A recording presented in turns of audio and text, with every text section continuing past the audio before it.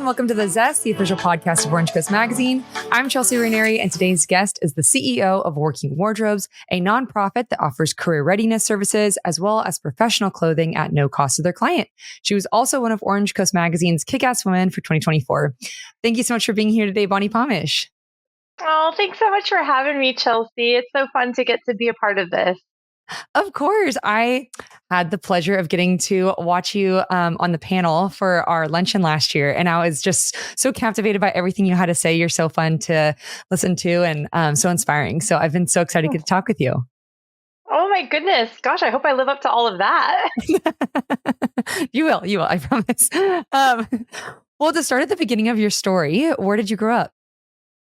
I grew up in the East Valley suburbs of Phoenix. I always say I'm from Phoenix, but I never lived a day of my life in Phoenix. I am from Mesa, Arizona, if you know it. And before I came to California, I was living in Chandler. And it was such a, I feel like it reminds me quite a bit of Costa Mesa, like a very, flat grid. You kind of have the established places and, your go-to taco shop. Yeah. Very similar, just no beach. Oh, yeah, right. Oh, okay. Got it. So what did your parents do?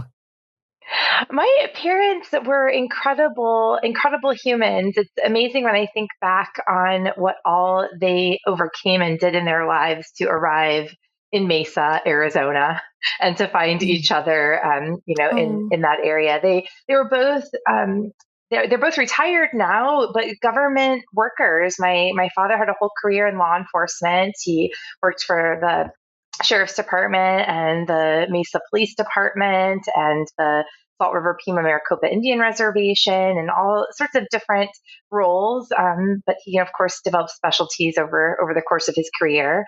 And my mom, she took a really significant time away from her career to focus on raising me. And I always look back again, thinking to myself, wow, I don't know that I would be capable of making those kinds of sacrifices and investments. And I'm so beyond grateful that she and my dad did. My mom retired after being a judicial assistant for a superior court judge for many, many years. So our table conversations were probably different in our house than a lot of other people's houses. Wow, that's amazing. Good for her. That sounds like a really great job. She would give it so much more character and flavor. But one of the things that I love, I love hearing about people's career trajectories and how, just life is not a straight line, right? So I love their love story because my dad came back from the Vietnam War and he came back to Arizona instead of his hometown in Indiana. And at the time, my mom was working for the city manager of Phoenix. And it was such a small shop at that time that every new hire came through the city manager's office. And so my dad on his hiring process met my mom. And he, for many weeks and months, kept bringing friends in to apply for jobs. And my mom was like, who is this recruiter? But what he was really after, he got, which was her. Oh, I love that story. That's so cute. Yeah. Oh. Well, what were you like as a kid? I was mostly attached to my mother's leg. I was a very, very quiet, shy kid and very curious, always loved to learn and, discover, but was very scared. And I don't know how else to say it, just shy, really, really, really shy. And my mom, I say that I was connected to her leg because as you asked me about my childhood, I go to smell. And my smell of my childhood, I can smell my mom's leg. That's how much I was there. So you mean actually literally connected? Literally, Chelsea, literally connected. Yeah. She really recognized and honored that in me, but also knew that we live in an extrovert world and that it was going to be really important for her to teach her daughter how to manage in an extrovert world. And so she really, in a very loving way, many, many, many, many, many, many times would train and practice and coach me to, go up to Chelsea and you're going to say, hello, Miss Chelsea, happy, whatever, Oh. Valentine's Day. And then, then you can come back to my leg. Yeah, yeah, yeah, yeah. Oh, that's so cool. I remember, so when I was a kid, I still have social anxiety. I don't know what I'm talking about, but I had it as a kid. But I, for some reason, was super interested in being an actress, but I did an acting class. And I feel like that, because it was scary, like that really pushed me out of my comfort zone. And I feel like those Mhm. skills that you learn as a kid about that really instill that as an adult to force Oh, yourself to be more totally. extroverted. Yeah. Right? But like what Well, your and mom good was for doing. you. Well, you had like in a formal setting and training. I mean, I was like led by breadcrumbs. Yeah, I remember they had like one where you had to practice lip syncing a song in front of all these people and like really get into it. It's just like very embarrassing looking back, but I'm glad I did it then. I can never do it Mhm. now, but yeah. Well, I have faith in you. I think you could. thanks. I'm, Thank I'm you. sure there's like a karaoke bar somewhere for you to practice Yeah, at. yeah, exactly. Well, speaking of your love of learning, you attended Arizona State University and you Mhm. majored in psychology, and you also received your master's degree in family resources and human development. So, what drew you to these majors? Yeah. I love that you asked me that question. Like you gave me credit for being really strategic about it. Oh, it wasn't strategic? Well, I guess there was a strategy, but I don't. The outcome is very different than where I was aiming, and I wouldn't say that that was a misfire, but it was again not a straight line. When Mhm. I was in high school, I thought I don't even think I thought I knew like for sure I'm going to be an attorney. Like this is the thing that I'm going to Whoa. grow up to be. And when I arrived at college, I hated all of the classes that were prerequisites for law school. And so I totally just bagged that major and was like, okay, what is the thing that I can learn now that will help me forever? And I Yeah. was also like very aware of the feedback loops I was getting, right? And the feedback loops I was getting was really about like being a good listener, being a good leader, being able to like really work with people. And Yeah. so, with that feedback loop and knowing that no matter what I did, there was going to be some working with people, is how Yeah. I arrived at psychology. The strategy there being that, like, I don't know what I'm going to do when I grow up, but at least this degree will be applicable in a lot of different settings. And so that was my undergrad. And near, I think actually it was actually the last semester. It was fall semester though of my senior year. I had one class that I had taken in systems theory. And this class was like a huge paradigm shift for me to really come to terms with the fact that all you got to do is change one part of a system and the whole dynamic changes, right? Physicists understand this, like, Uh-huh. just one little speck of something and the whole thing is different now. So I really got almost intoxicated by this concept and like, what all can we do? Because the world is so big. But if all it takes is a little this and a little that, that was what drew me in. So the class was in this department, Family Resources and Human Development, and I thought, okay, actually, I have to go back to my mom for a second. Hold on, hold that thought. Yeah. So the amazing mom that I have, right? I shared with you a little bit about my parents' careers, and at this juncture, my mom says to me, "Listen, Bon, I will keep working as long as you want to continue your education, and I will continue Oh. to pay for it."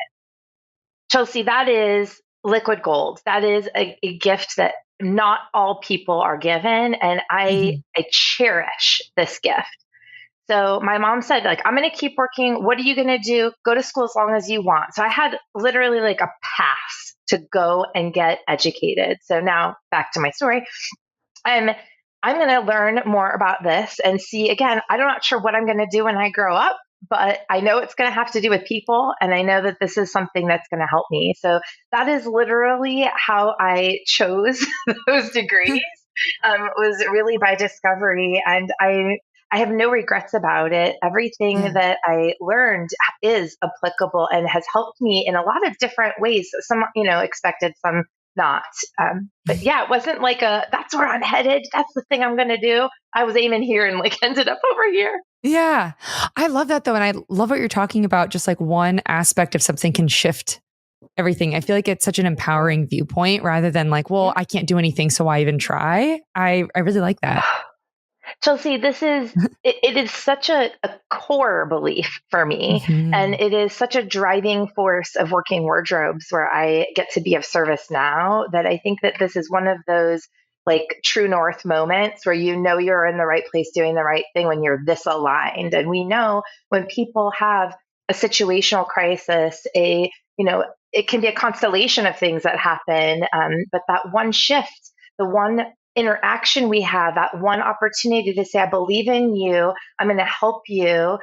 It may not be to the degree that my mom gave to me, right? But Mhm. it is that I'm going to help you be a better version of you. Here's this little piece that's going to help change a trajectory and a whole system. Yeah. God, that's so, I love that. Well, you ended up becoming a teacher for most of your career. So how did you get into this profession? I I have not ever thought of myself as a teacher. Like that is such an identity career, right? Like Yeah. doctor, like what do you Mhm. do versus what are you? And teachers are very much an identity career, right? Wow. So I feel very honored, humbled that you would even refer to me as Oh, such. yeah. Thank you. Uh-huh. Um, I I think that around high school time, I really discovered that I loved. People would describe me as the Pied Piper, and I'm sharing that with you, like so you can kind of get a visual. If you can imagine that, like there are little people, and I'm having so much fun leading and energizing and motivating them and sharing with them. And if you could take that scene and take it on the road, right? I loved being a residential counselor where I got to spend months in program with people that was I teaching them? Absolutely. Was I guiding them? Absolutely. But really, in that kind of a setting, you get to really work with a whole person and all of the Yeah. sort of developmental layers. And then I loved bringing that sort of supplementary education opportunity. Kids that are in like after school or Sunday school kinds of programs where Uh-huh. this is not core to their. This is not what's just required. This is extra, and so that means that they're not playing their video game. They're not having fun with their friends doing their thing. And so I loved the challenge of engaging people in those settings to be, interested and curious and learn and to create community. And I think what I'm trying to tell you is what drew me to all of this is Mhm. essentially leadership. And I wouldn't have ever probably called it that or seen it like that in the moment.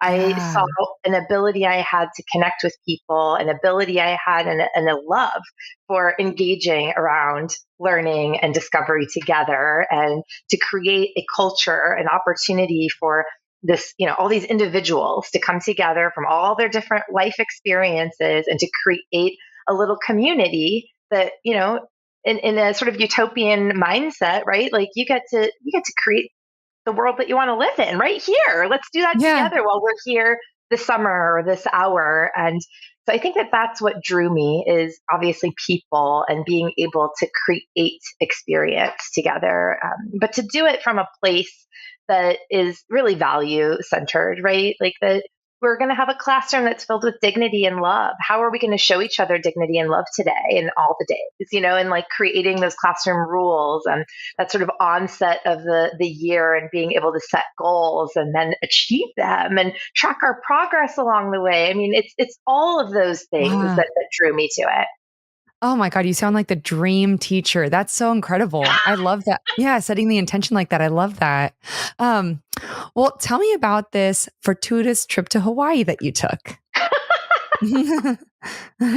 Well, at the time I was, sort of I was in my full time career mode, right? So at this Mhm. time in my life, I'm still in Arizona. I am living in Chandler, working in Tempe at a school district, and I am running all of the programs that are outside of the school day. So all of the entrepreneurial side of a school district. So think about like all those like classes you might take, like family Spanish or yoga or, T-ball, anything like that. All the facility rentals, all the security, all the communications, like everything that was not the curriculum and the classroom. That's what I was Okay. doing. And I loved that job. And I was totally in workaholism. I was like literally like you could look up, addicted to work. Here's like everything Bonnie is doing. That's what I'm doing. And so I'm several years into this gig, and my parents my mom had just retired, and they were wanting to explore cruising and vacation by cruise. Oh. And what do you do when you have one child? Like you invite your child to come and vacation with you. Lucky me. So my Yeah. parents take me with them on this 2-week Hawaiian cruise. I have never, taking 2 weeks off was like blasphemous. And the team that I was working with, I think they were shocked that it was happening. They only believed it after it happened. So 2 weeks, I'm gone. I'm really out of communication. This is a big deal. And of course, all of the things that you would expect happen, right? We have an amazing trip of seeing these beautiful sights and enjoying all of the amenities. But one of the things that we did not expect was, there's sort of, again, congregating areas that happen. And on the first day of the cruise, my dad, who is a Marine, somehow was in conversation with a group of ladies at one of the bars and had found out that they were coming back from a deployment to Kosovo, and they were all in the army, and that they were, enjoying this cruise and, just kind of reintegrating into civilian life. So my dad buys them drinks, and I think I come on the scene, probably half an hour later. So they're all great friends. And within that group of people, I ended up meeting the love of my life. And so 18 years later, here we are still together. And she's actually my coming to California story as well, because that cruise was so fortuitous, because I fell deeply in love with an amazing human who is a native of Orange County. And one of the, we refer to this as our deal breaker conversation. We were both, older adults that had not been married before and had plenty of reasons to stay single. And so we had for about a week a deal breaker conversation, and it was all the questions about, what's going to make this not work. Let's just figure that out up front so that we're not tempting reality. And one of her deal breaker questions was, would you move to Orange County? Because that's where I live and where I want to be. And that was not a deal breaker for me at all.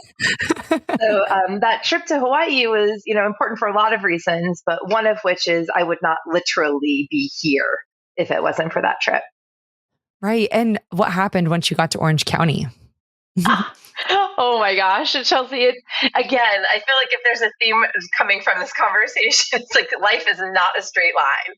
Which is my favorite types of stories. They're just so I love them so much more. They're very inspirational. Yeah. Well, and it's real, right? Like it's how things happen.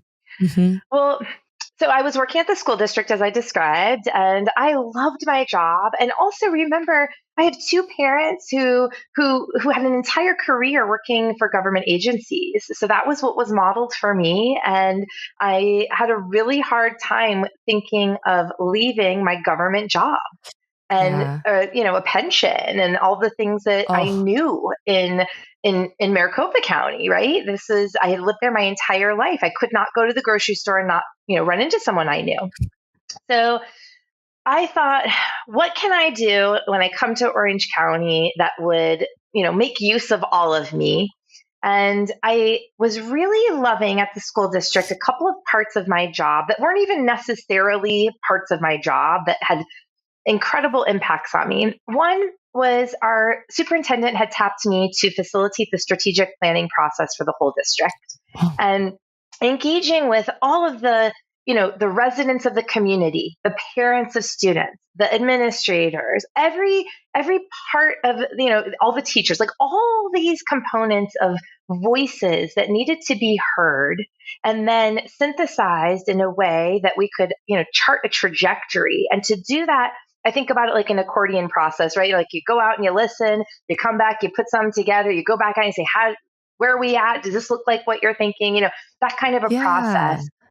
It engaged so much of me that I loved it so much. I love facilitative leadership. I love, this sort of mapping a process, all of these pieces. So that was like one chunk. I was like, I want to do more of that. Then another thing that I loved about my job was I did a lot of trainings. And some of the trainings I was doing was like for elected governing board members on a statewide level.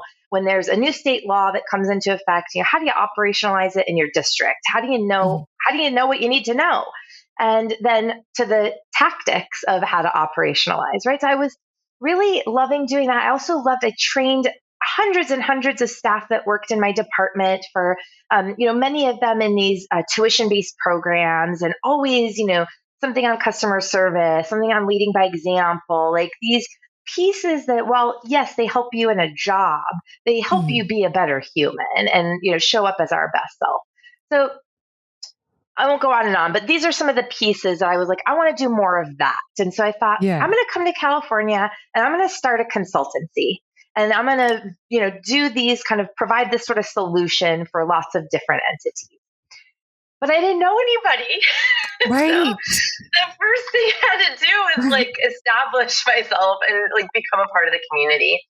For me, that meant going to my community of faith and literally offering to volunteer and just start to meet people. And I made what do? You tap in your network, right? So I tapped my Yeah. network. Who knows people in Orange County? This is where I'm going to be living. And a few people, said, oh, go to this place, go to this person, da, da, da. So I started reaching out to those folks. And I literally came in the door offering myself as, here's what kind of the things I just told you. Like, here's what's in my tool chest. What can I help you do and become a part of the community by helping do? And I had one conversation and she said, before you leave, you got to talk to them. Before you leave, you got to talk to them.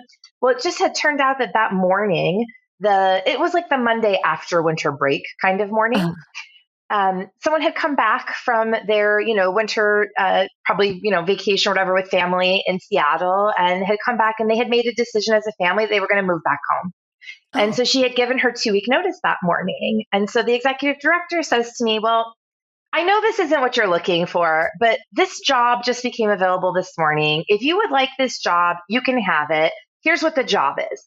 It's sitting at the front desk. It's greeting everyone when they get here, and it's providing members, information and, doing all of our sort of communications, internal and external communications.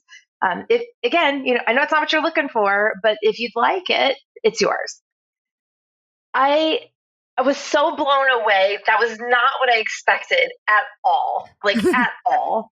And of course, when I came home and talked to Patty about it, I now use this as a verb, like she Simon Sinek'd me. She basically said to me, why did you go there this morning? So I said what I said to you, Chelsea. Like I went Mhm. to lay roots, to meet my community, to start to build relationships.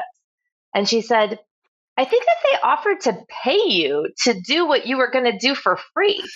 And I was like, Right. she is so right. So I took that job, Chelsea, and I ended up 12 years later leaving that community and working for them. But I held a lot of different positions while I was there. The last 6 years as their executive director. And I tell you Wow. that whole story because I think I ended up doing what I set out to do, but I just didn't do it in an entrepreneurial solo practice way.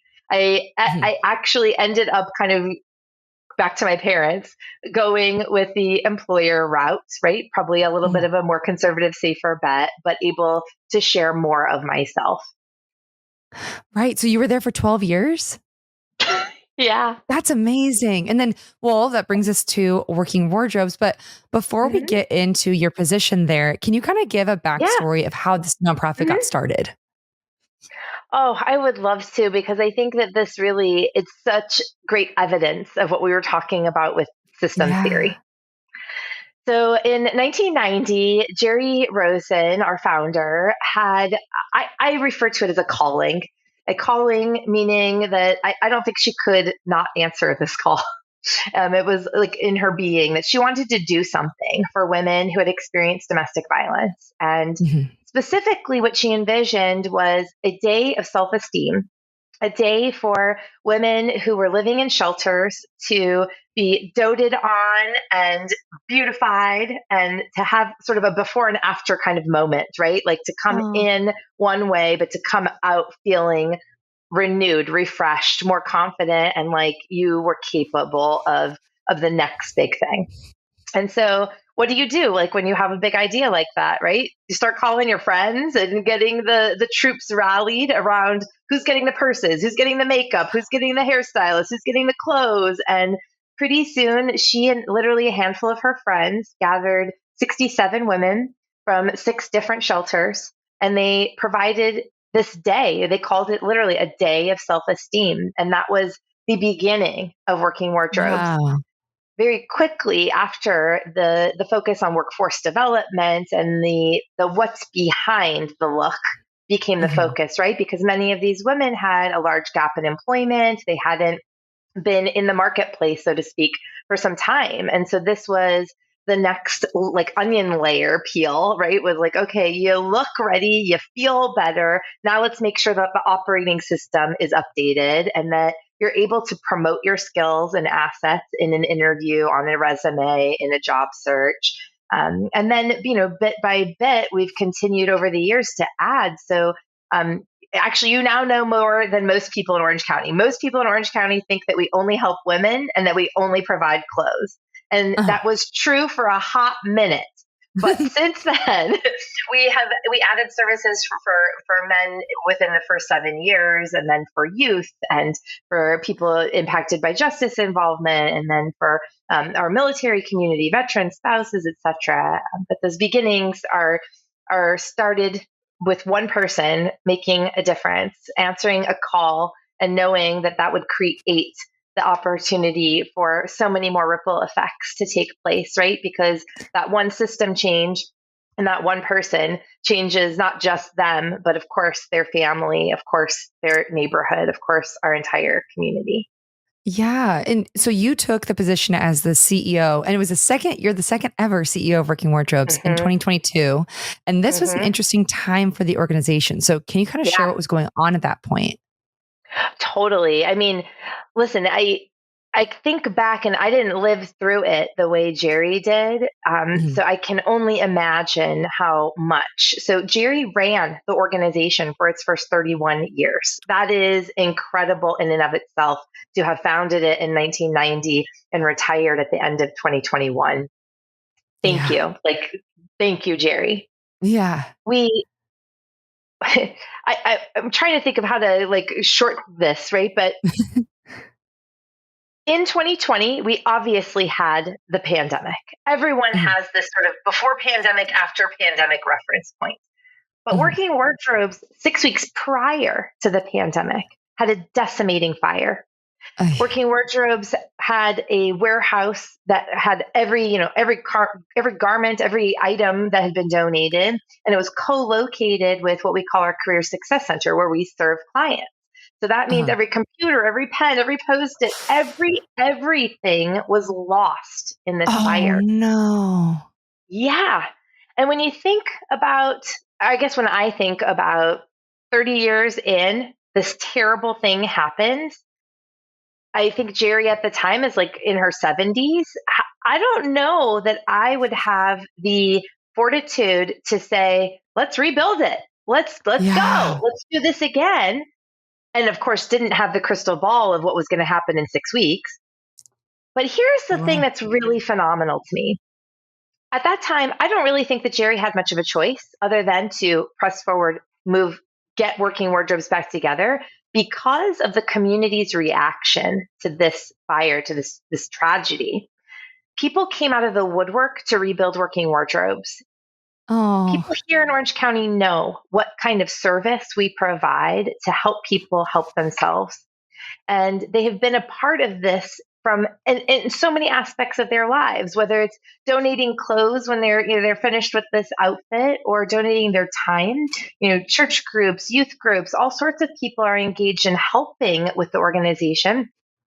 And then we have all this business community that benefits from the employees that we have prepared and that they know are great clients to hire. Mhm. We just, and I could go on and on about this network, but this network of support that just rallied beyond measure to bring Working Wardrobes back was in and of itself an incredible amplification of what is possible when people literally own their ability to make a difference. So at that time, right, Jerry is now literally overwhelmed with these outpourings of support.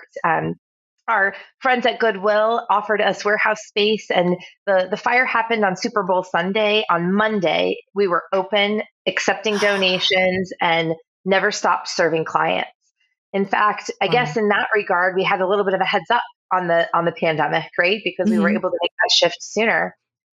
But over that time, right, Jerry and the community really rebuilt Working Wardrobes. And I think she was thinking about her retirement before that, but that was a big, okay, but first this.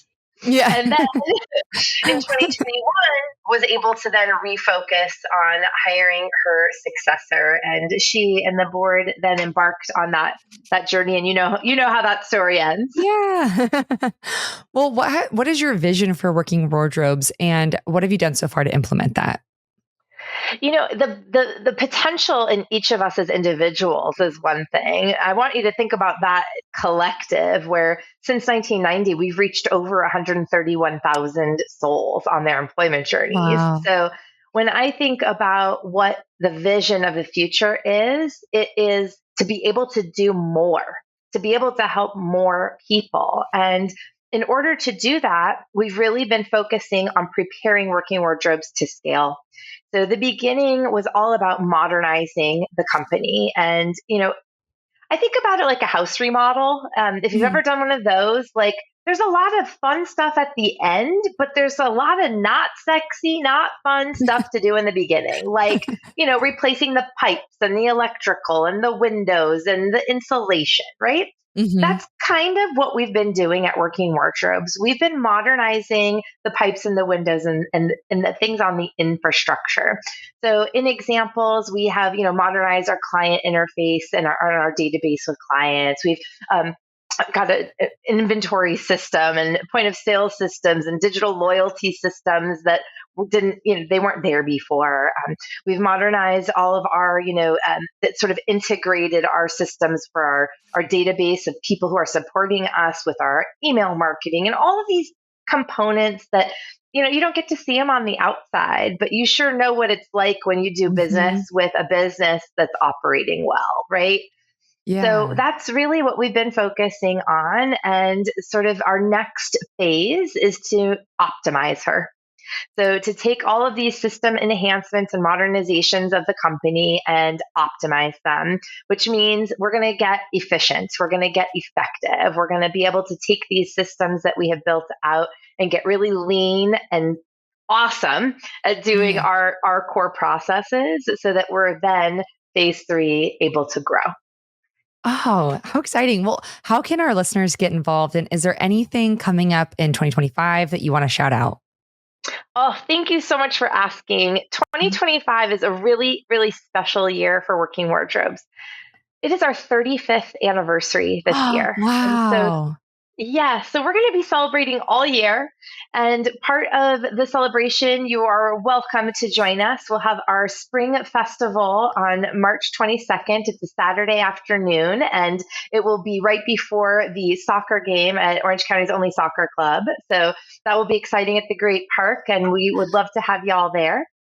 And in September, September 20th, we will have Mhm. our annual gala to celebrate our 35th anniversary. And this is one of my favorite events because we always hear from our clients and are really inspired by the systems of change we are creating one person at a time. We're also going to reveal and launch a new brand, a new image of Working Wardrobes this year. So you will see updated looks. We're gonna start at our beginning and get a makeover as a brand. Yeah. How So exciting. I am really excited about this. I know that we are so familiar with working wardrobes and yet not. So really excited to bring a new face to her and to also, again, create more capacity for us to help more people. How incredible. It sounds like an amazing year. Well, we are coming to the end of our time, but before I let you go, I have three final questions for you that we call the Thoughtful Three. So, first, what is one habit or routine that you feel has helped you become successful in your career? I'm going to sort of give you a twofold answer to this Okay. because the first part of it is habit. I am a huge lover of James Clear's book Atomic Habits, and this Mm. is the foundation of everything is our habits. That our habits create our identity, our habits create Hmm. the way that we default mechanisms, right? So um, habits. I'll just say that about that. I have Yeah. created a lot of habits. And one of the habits or routines that I think has helped me be successful is a habit of reflection. On a quarterly basis, I do this company wide wherever I am, and that is, how did the decisions we made last quarter pan out? What did we learn last quarter? I love it when people make mistakes because I always want to know. I don't care about the mistake. What'd you learn? And then let's teach Yeah. everybody so that we can make a new mistake. So this sort of habit of reflection is a piece that has really helped I think my humanness, but certainly my career, right? To Mhm. not get too caught up in the autopilot and not sort of looking at the business, looking at my leadership, looking at my humanness. I mean, every day I don't think about, what I used to do this. I used to think, what boxes did I check? What did I get completed? That kind of stuff. But I let that Mhm. go. And now I focus on how did I show up? Am I proud of how I interacted with people? Am I good? Is my side of the street clean? Is the way I showed up with you? Am I good with that?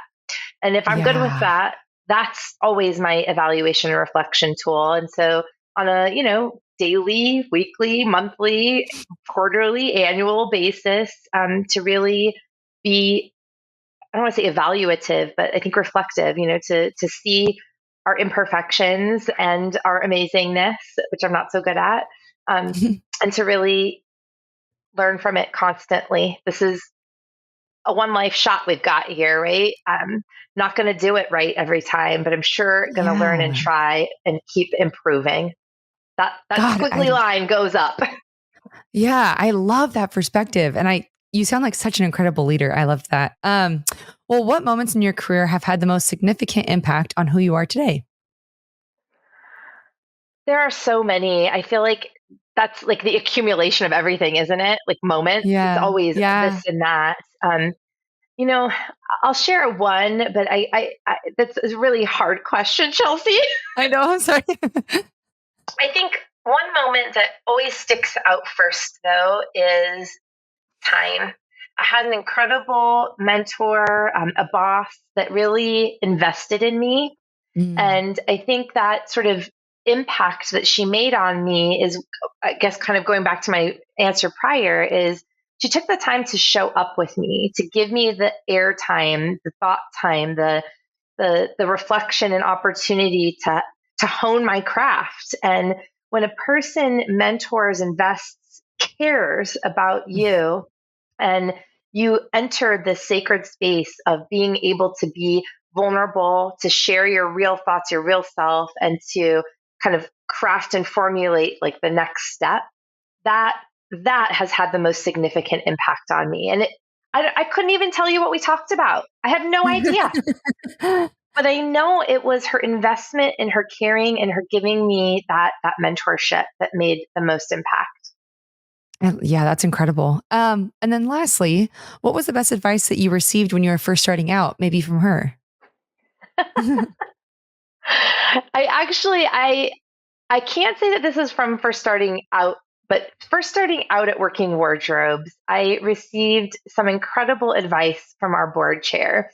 You know, coming in after a founder is one thing. Coming in after Jerry Rosen is an entirely other. I mean, she many people would describe Jerry as bigger than life. And Oh. oftentimes, as I was coming in, they would say something to the effect of like, "Wow, you got big shoes to fill."